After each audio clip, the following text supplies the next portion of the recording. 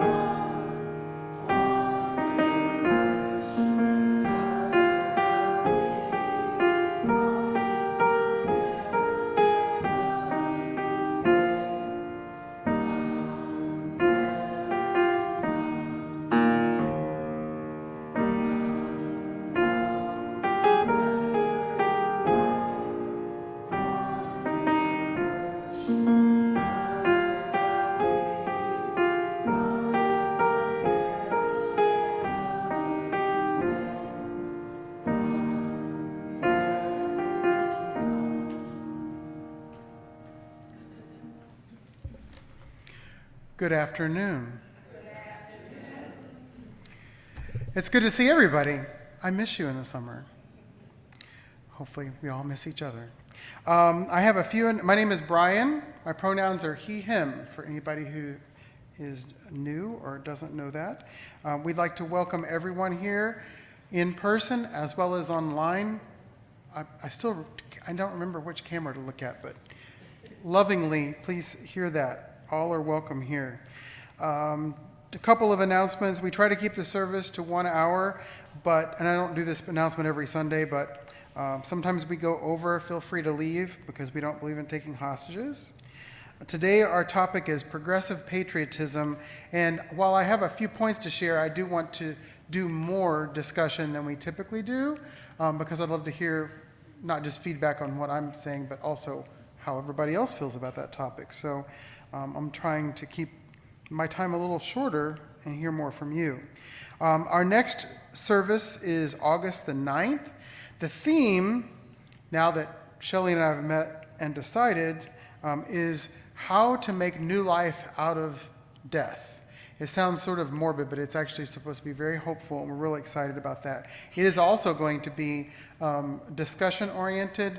We're going to bounce back and forth between ideas between the two of us, and then open up the floor for discussion. So looking forward to that. We haven't yet done a team sermon, and we're really excited about that. Our first service of the regular church year is September the 13th. Same time, same place. Carrie is already busy planning the 2026-27 Sunday services, so if you have any ideas, people, topics, whatever, please see Carrie, or you can see me, or actually anybody, and we can get that information back to Carrie. If you're interested in the Sacred Sites Tour Guide, are we still signing up for that? They had the same announcement in the service this morning. Yay! So that was cool. I was like, wait, am I in the right church service? But anyway, the sign up is in the back table. See Kelly if you have more questions. And if possible, do it by this Friday. Sign up. This Friday. Another ad hoc announcement. Instead of passing out hymnals, because we have the words on the screen, if you need a hymnal, they are shelved back there so that you can certainly grab one. Oh, except Kathy just moved some forward in case you want them. Just joking. Thank you, Kathy. Any other announcements?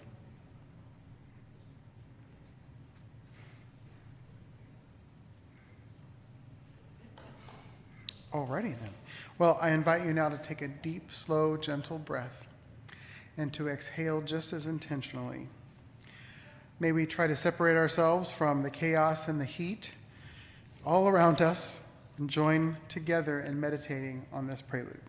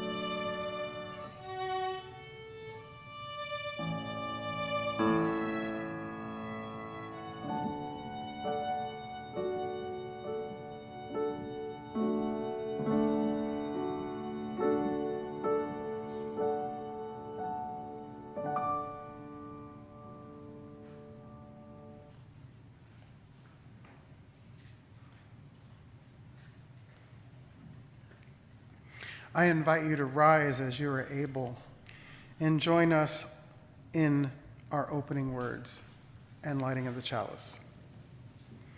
Welcome to this gathering of the Dakota Unitarian Universalist Church. We come from many paths and many experiences, carrying different stories, questions, and hopes.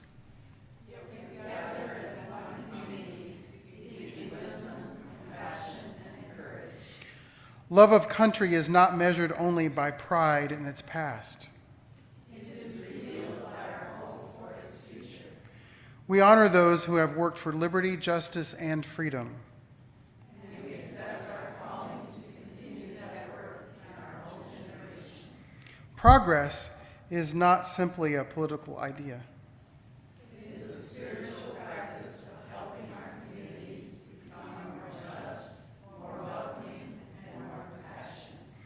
The strength of a nation is found not only in its wealth or power, But in how it treats those who are vulnerable, forgotten, and still waiting to belong. today we gather to worship, to reflect, and to renew our commitment to the common good. May our worship strengthen our hearts for lives of kindness, justice, and love. As we light our chalice, may this flame remind us that hope is never merely inherited, and in the spirit of inviting all to belong, we say together, may the light unite the kingdom inspire us to use our powers, to heal with love, to help with compassion, to bless with joy, to serve you, spirit of freedom, in the fullness of community. I now invite you to join us in our opening hymn.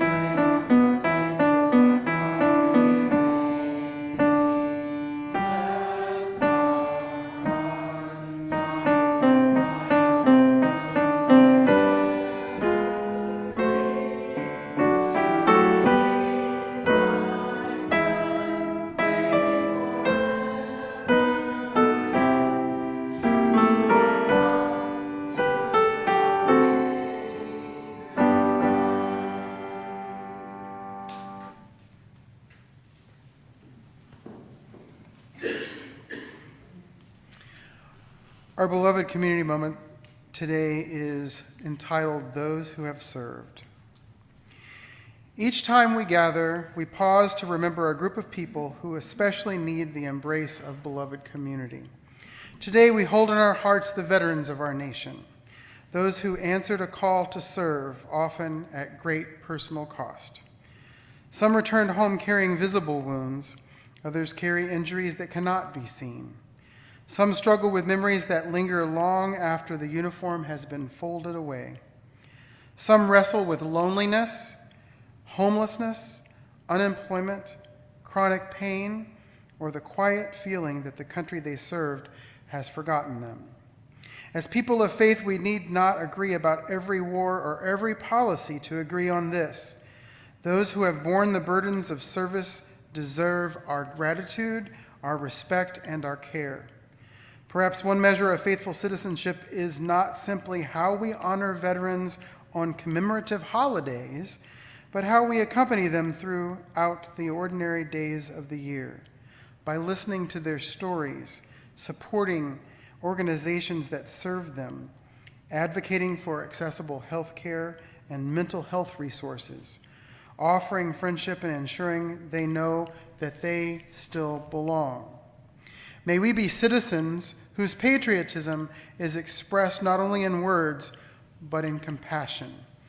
May we help build a community where those who have served our nation find healing, purpose, friendship, and hope. For in the beloved community, no one who has given so much should ever feel forgotten. May it be so. It's now time to share our joys and concerns, so if you feel moved to do so, please come up front, use the microphone so that people online can hear you. Light a candle, share a joy and or concern. I like to join words together, apparently. And then at the end, I will light a final candle for all the joys and concerns that remain unspoken.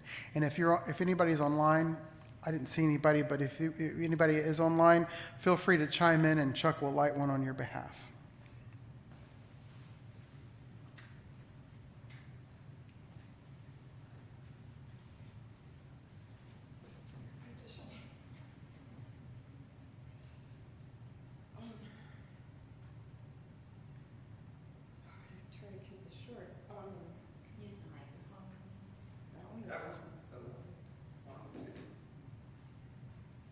Okay.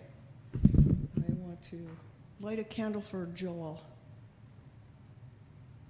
Joel passed away last week in France. He's the son of friends of mine that I visit when I go there to paint. And he's had some struggles with drugs in the past decade or so. And he finally died. So it's 110 in France. And they had 40 people in a small studio for 3 hours paying a tribute to him. He was a hardworking, quiet young man, just never quite found his place to be happy. So this is a candle for Joel and his family.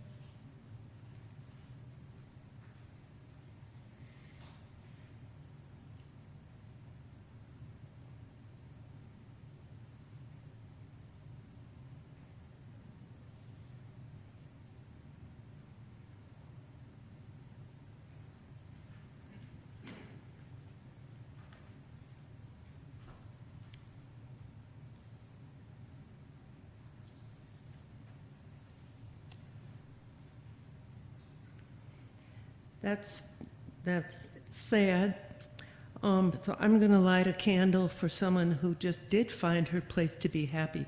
My sister moved from one senior building into a different senior building and community.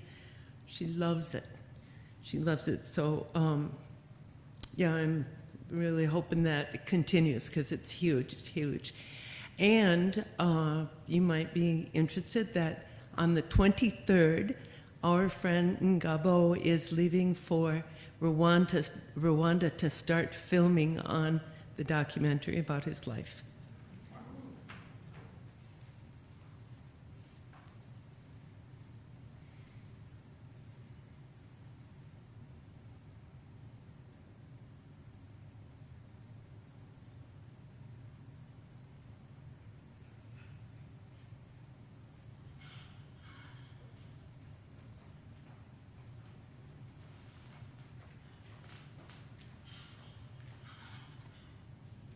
I didn't know what the beloved community moment would be, but last night I went to a wind chill game. It's the ultimate frisbee Minnesota professional men's team. I didn't even know this existed until a few days before that. And a gal stood up to sing the national anthem, and the public was asked to stand or otherwise recognize the moment as they saw fit. Turns out the audio went out, and so we could not hear her. And the public started singing, and it just gave me goosebumps. It was very much in tune. Everybody, I guess, just organically chose to suddenly participate, and it was a very moving moment. So.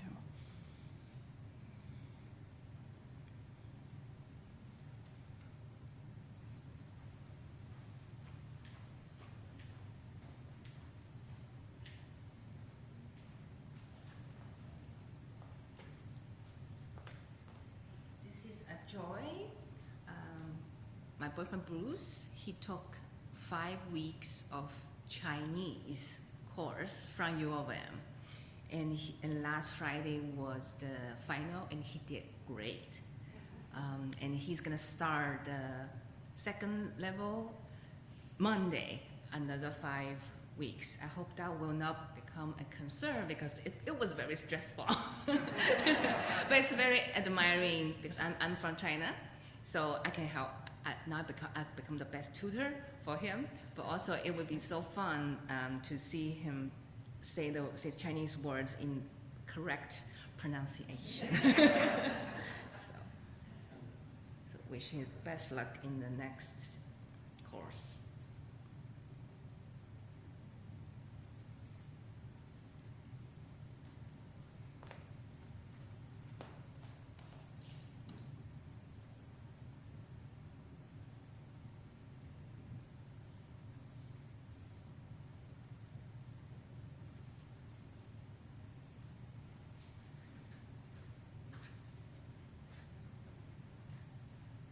Well, that means I have time for 2 candles before I light the final candle. So the first candle is a concern. This is more of an existential concern. I worry so much, talking about patriotism today, I worry so much about, let me light the candle. I did catch a robe on fire one time, so let's not do that. I don't have a robe on. But anyway, I get really concerned when news is released of someone's death, and then people are so toxic. And it just really concerns me. That's all I'm just going to say. And then I have a joy. I haven't been here since our event. The only thing that went wrong at the Jubilee was that my mother was shaking her finger at me because we ran out of food, especially food that I prepared for certain people that they didn't get to eat. But that's okay. We had 3 independent clickers, and so the final tallies have come in. We had right around 300 people through the course of the day, men, women, children, and otherwise. And it was a glorious day. And we too had the national anthem without audio, but it went off very well. And I'm just really proud that half of the people that came were from our local community. And I just forgot that there was a huge Progress Pride flag on our front porch, which was requested by all of our student workers, saying, we can't work here without a Pride flag. So I said, well, I got you. And then I was so busy, I was like, well, it's there. I can't take it down now. And people are just amazing. If you need some hope in a rural southern Minnesota community, it was awesome. Bryan, can you say a little bit about your plans for our visitors? Oh, yes. How funny you should ask that. I could talk about that all day. We own a regenerative organic pasture humane farm in southern Minnesota, close to the town of Waseca. And we have events a few times a year, and we find that this community is responsible for us being able to actually start that venture sooner rather than later after our farm in Florida met its untimely demise. So you're always welcome to come out. And I also bring eggs to sell here, but nobody's pressured to do that. But I do have extra eggs today. And also, since I'm talking about that, I got to preach later though, hold on. But we just bought our first sheep.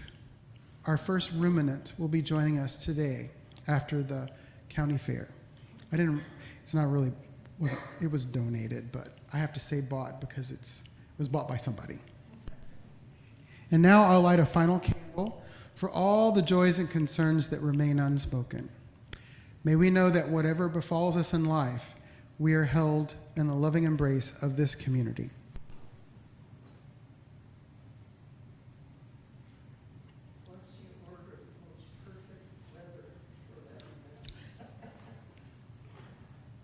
I try.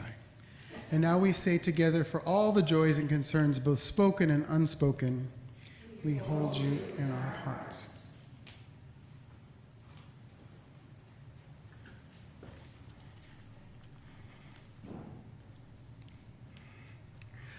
This reading was recommended by Chuck, and I love it. I'm delighted by this reading.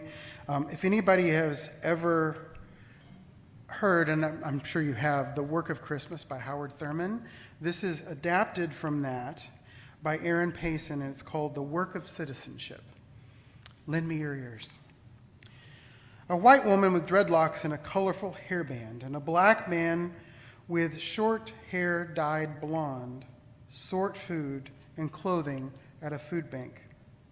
They are working at a table on which there are large plastic bins for clothes and smaller bins for bread and canned goods. Behind them are the windows of the room they are working in, with small potted plants on the windowsill. When the last campaign ad had aired, when polling stations are closed and the count has been certified, when pundits and politicians have turned in for the night, and pollsters and political operatives are turning their thoughts to the next big race, the work of citizenship remains, to care for the marginalized more than the for-profit margins, to be mindful that quality education is far less expensive than mass incarceration, to insist that military intervention is a last resort, not the preemptive prerogative of the powerful. In short, to know that our true wealth is the welfare of all beings in the planet that we all call home. May it be so. Made it through without crying. That's good. So, this is my second presentation for today. And I'm going to begin it with a little bit of a joke because Shelley and I had met about our project for August. And she's like, oh, well, you could do the same sermon at both places. Not going to preach on 1 Corinthians here today, so you're safe. It's a great passage. One body of Christ. Well, we're going to talk about something else. As you can see, we're talking about progressive patriotism, and I have 3 points, the last of which I'll focus on a little bit more, and then open it up after our reflective music for your take on what it means to be a progressive patriot. My first idea, whenever I was conceptualizing this recommended topic for this month, because, we just got through July 4th and all of that, and we've done this before. And it's America's 250th birthday. And for many, it's a bittersweet moment.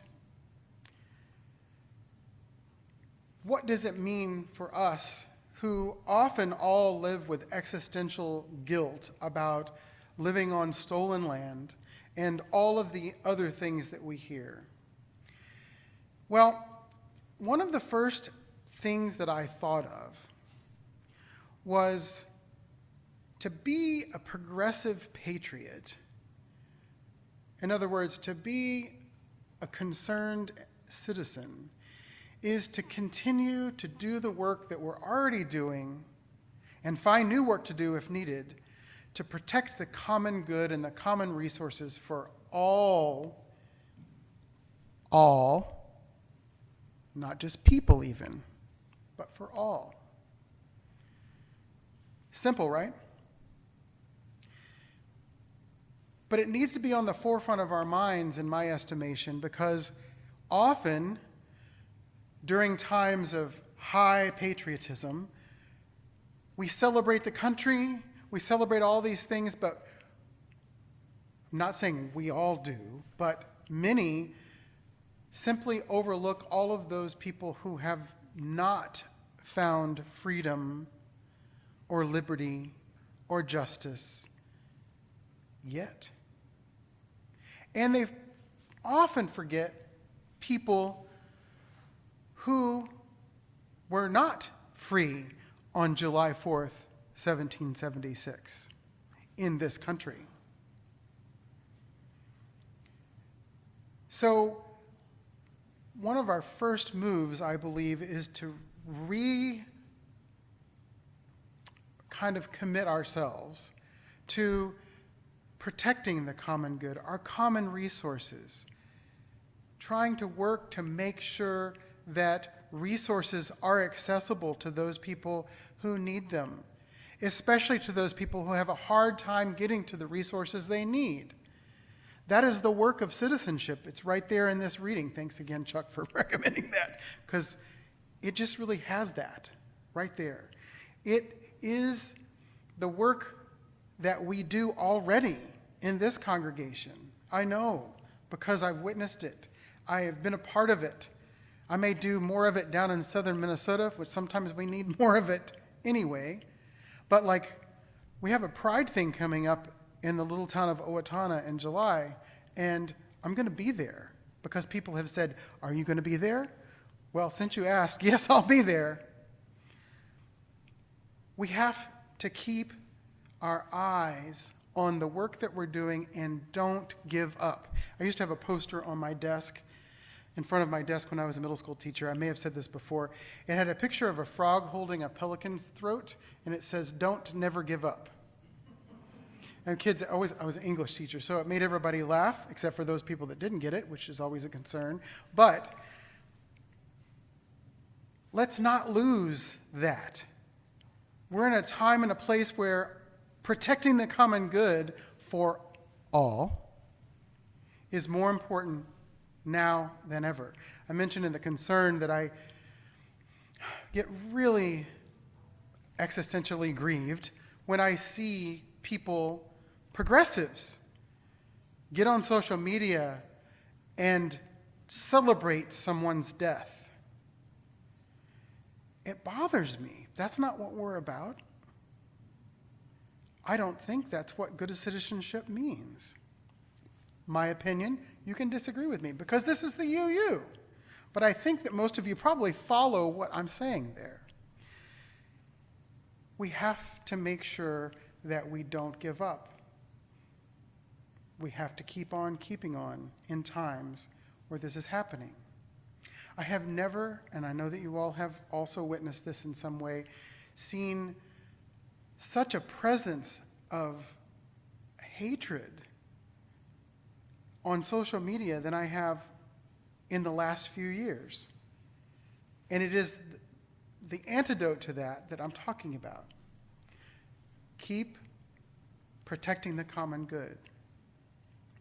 The second point that came to me as I was thinking about this topic is how, as progressive citizens, can we work to make sure that our nation continues to grow? And I don't mean by numbers.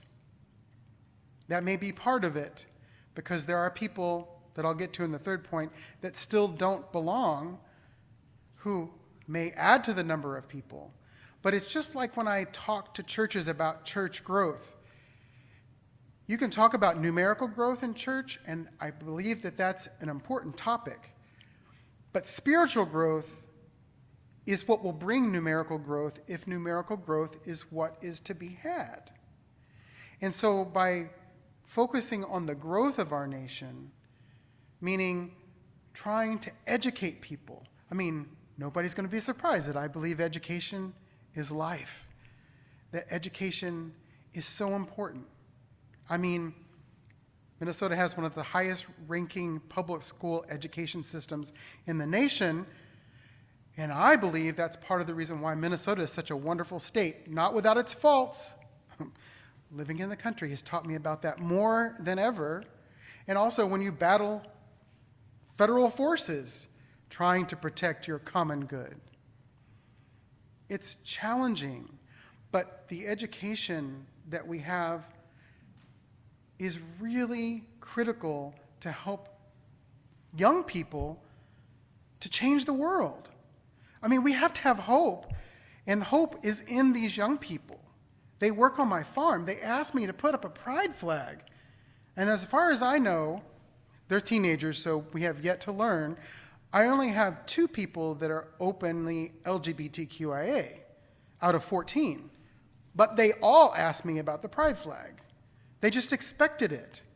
And I'm like, this is what education does. Now, I'm not idolizing the pride flag, but the point that they were actually educated enough to say, we're proud to work here, we're proud to work with you, and so we want to proclaim that. That's something. Education changes the world. And when I talk about things like growing, education, of course, is hugely important, but we need to grow healthcare system access. We need to grow, and sometimes battle, the fight for women's rights and rights to govern their own bodies. That is helping the nation grow to understand that one person is not put off or is going to receive less rights because somebody else gets more rights. It's not pie, right? Although the quiche was all gone at the party at our house, but that's a different story. Growing the nation is part of our responsibility as citizens because that growth is about expanding access to the things that people need.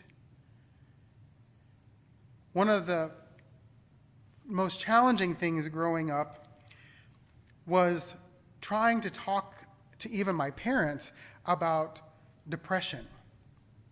I didn't understand, I think it's, what is it called now? Depression with seasonal pattern. I just was first diagnosed with SAD, S-A-D, seasonal affective disorder. But when I grew up, to say that you were depressed and needed a therapist, it was just not looked upon in a way that was favorable.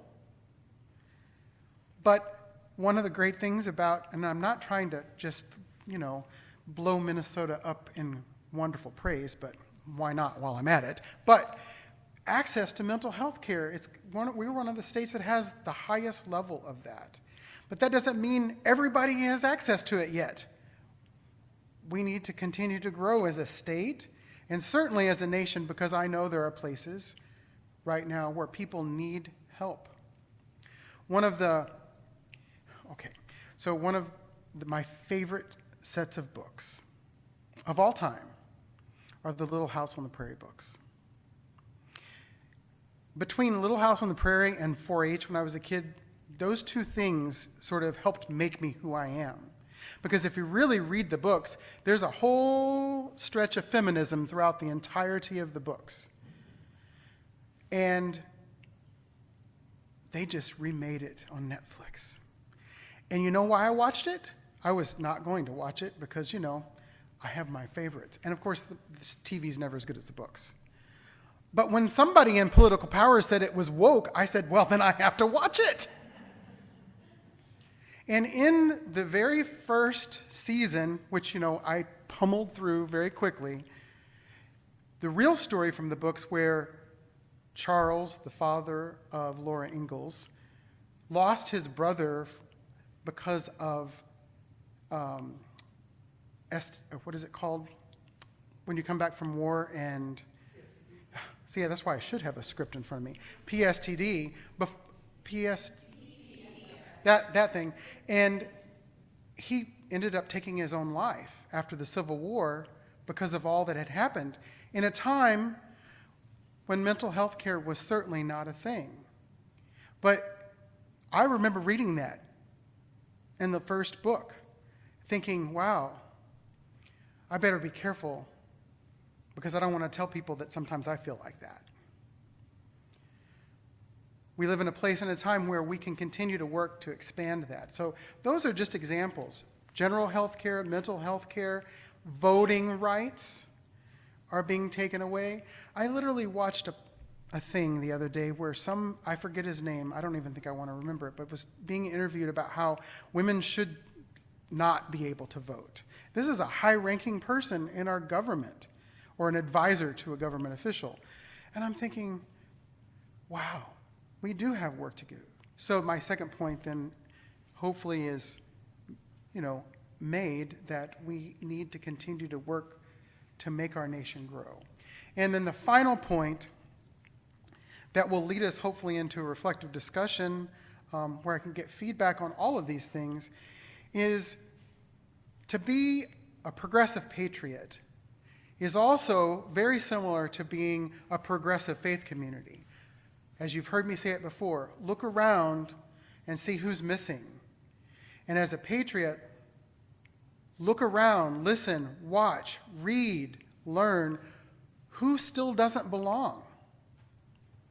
Who's still fighting for the right to be a human being, justified in the eyes of all? Now, we could sit and talk about who that is, and there's a bunch that we could call upon. But who in this nation, you could talk about the whole world, but we don't have that much time, but who still is waiting to belong? We were at I mentioned that we got our first sheep, and that was because I was there.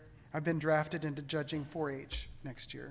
Knew that was going to happen. But one of our kids that work at the farm was showing this market lamb, and it won first place.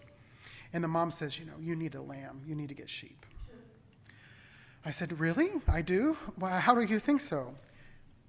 I go to that story because we were having such fun at the fair, watching the kids show everything and celebrating with them. And 4-H is such a huge thing. I could do a whole lesson about what 4-H means and why we need to support the University of Minnesota Extension Office. But that's a different sermon. What was really interesting, though, is that my family kind of stands out in the southern Minnesota white community.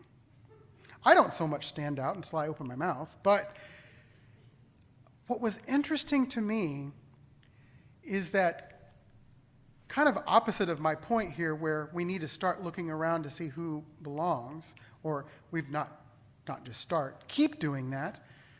People made a point to come and talk to us. That's the kind of community we live in. Now, not everybody. We got the people looking.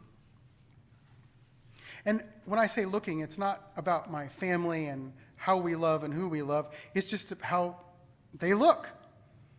Because there's not a lot of people in minority communities that live in Waseca County. There are a few. In fact, yesterday, Duran said he saw another black guy and said, I want to just walk up to him and say, thank you for coming. I said, well, you can do that, but I can't. But it's interesting because the former mayor of Waseca he literally said, I heard you while we're here. I wanted to come over and say hi. I've never met this guy before. How he knew us? Well, we all know. Southern Minnesota small town. Everybody knows everybody. And most people know us before we know them, which sometimes puts us at a disadvantage, but sometimes it's a great way of, skirting the issue. Say, oh, who are you? They're looking for people who may feel as if they don't belong and try in their nice little country way to just have a conversation by way of saying, wouldn't be direct about it, because this is Minnesota, right? But talking to us and being nice to us to make sure we knew that we were welcome. That's what we have to keep doing, and we have to work against the people that aren't doing that. We don't have to work directly against them, but the more we do it, the more we thicken the preferred narrative, as I'm fond of saying, of extravagant welcome. Who still needs to feel like they belong? So those are my ideas about what progressive patriotism looks like. Certainly not an exhaustive list. At least I hope not. So as we reflect during this musical interlude, I will invite us back into a congregational reflection about continuing that conversation.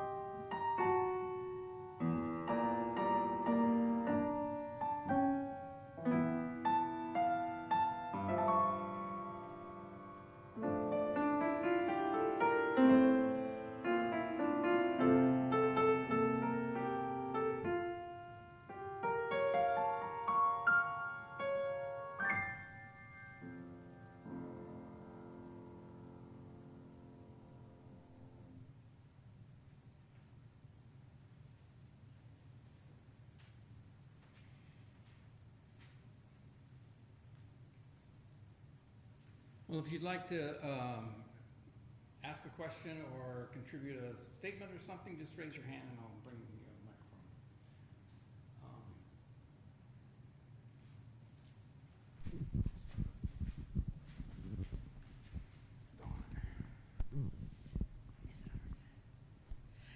So I think a lot of what Bryan talked about, I think of as progressive citizenship. But to me, the patriotism part always has more to do with pride. And so I'm wondering if anybody has any thoughts on like how we can express progressive pride in our country. Because that's, to me, what Bryan was talking about was more about citizenship. So if anybody has any thoughts on how we can take progressive pride, I'd love to hear them.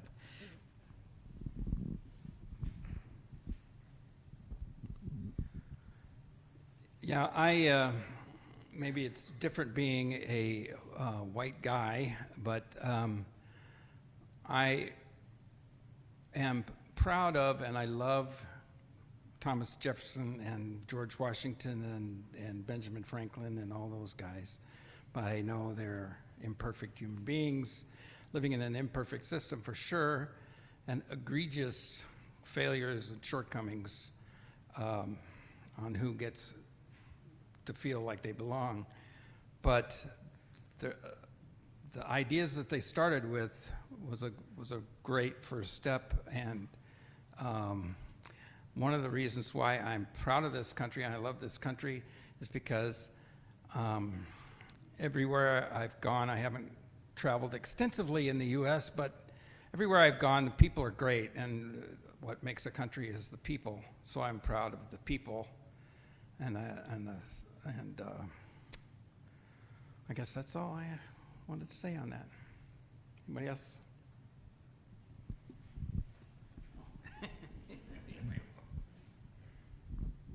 As I was listening, I was thinking a lot about a lot of the families that I work with, and currently there are a number of young folks in those families who have enlisted and who are serving and are in the military, and I think it is quite a complicated dynamic that a lot of the parents, for example, find them in difficult situations as far as feeling welcome in this country, while their children are actively supporting the country, and I think that's something that a lot of people probably wouldn't guess on one side or the other.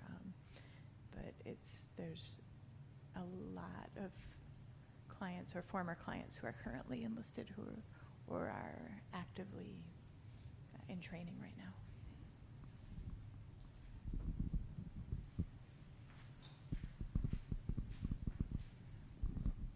I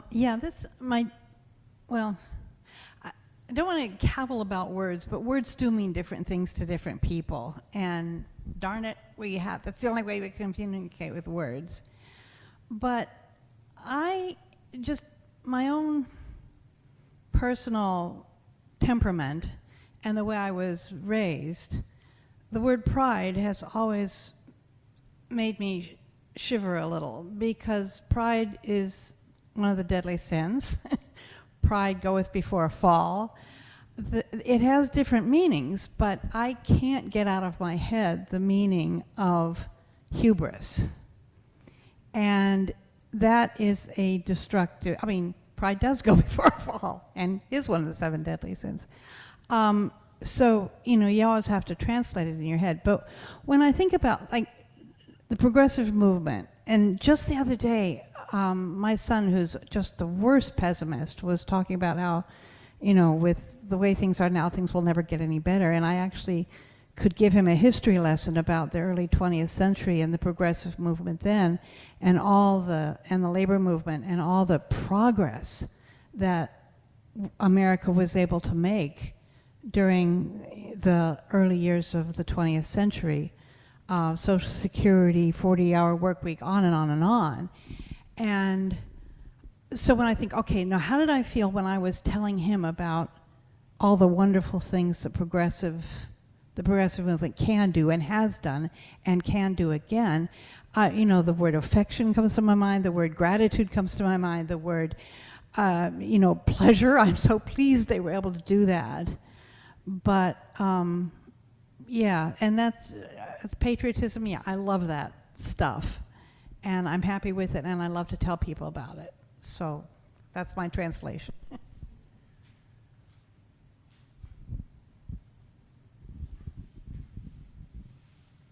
Anybody else? Yeah.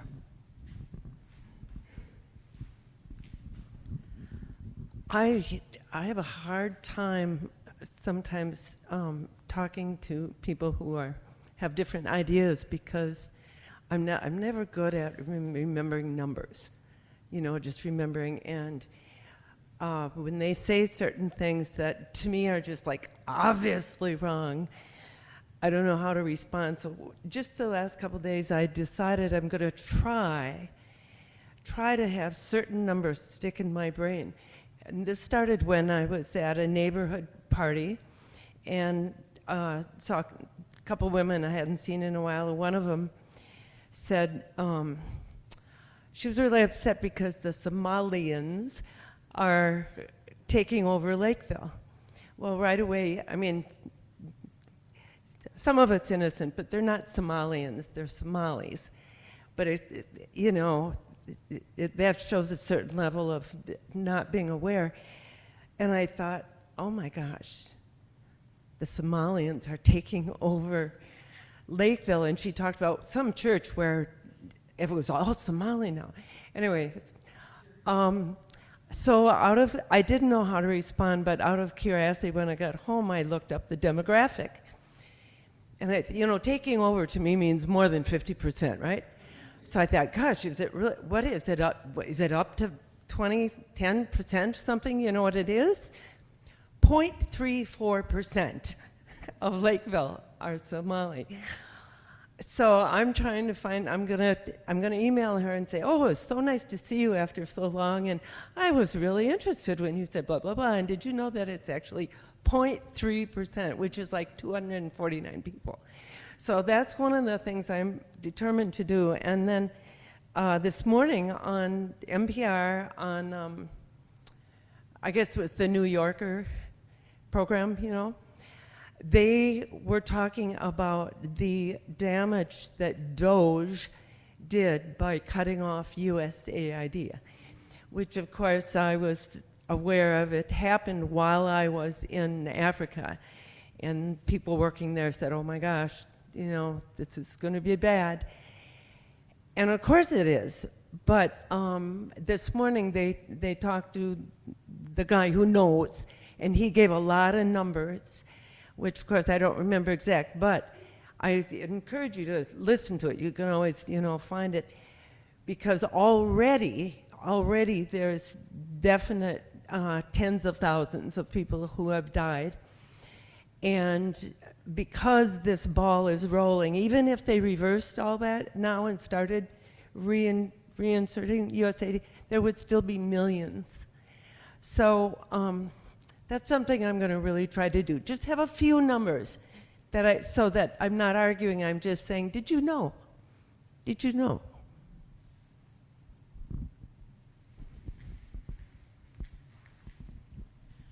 That's a good point with the numbers, except that the problem is that people don't relate to a group of numbers like that. I think my response would be something like, oh my gosh, the nurse I had when I was in the hospital, a young Somali woman, oh my gosh, she just, go from there. She was so good and she was so smart and she took the time, that kind of thing.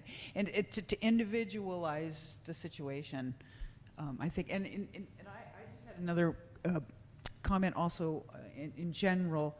I'm trying to go to events and places and things like that. The way you can't, I don't think it's very powerful to make people feel as though they belong unless you're face to face with them. And I think, I'm trying to get out and to do, more face to face kind of stuff. I do it. I always talk to the cashiers, But rather than, and I think maybe that nothing against social media, although I don't do it at all, that it does have some drawbacks. All right, maybe we should wrap this up for time, and we can continue the discussion over treats. We have treats? Yeah. We have treats.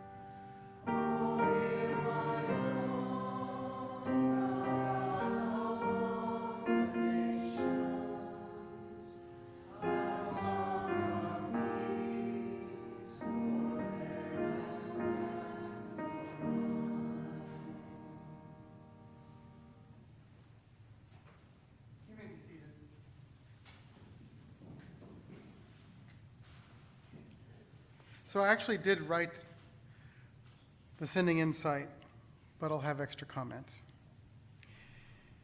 Perhaps the measure of our patriotism is not how loudly we celebrate our nation, but how faithfully we notice those who are still standing outside the circle and invite them in. I invite you to listen, to visit people in person, to keep going, and go in peace and join us for treats.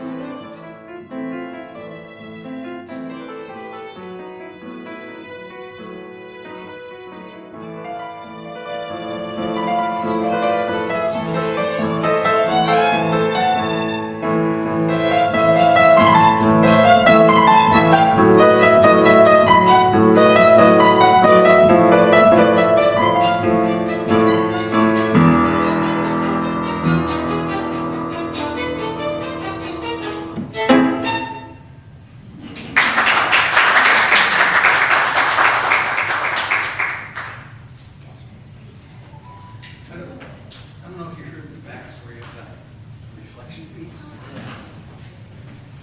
Kelly and I were in Urbana for Labor Day weekend, and the pianist there played that.